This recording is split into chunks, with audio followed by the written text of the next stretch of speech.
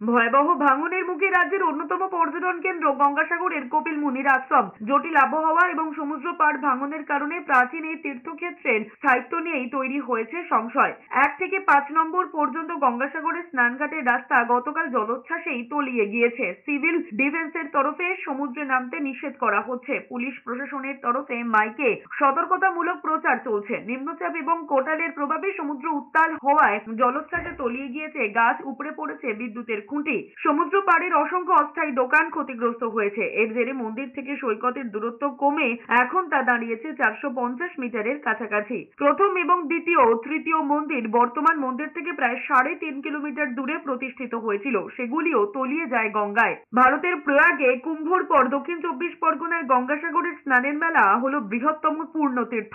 আর এই ভাঙন এখন সবচেয়ে বড় মাথা ব্যথার কারণ হয়ে দাঁড়িয়েছে প্রশাসনের কাছে।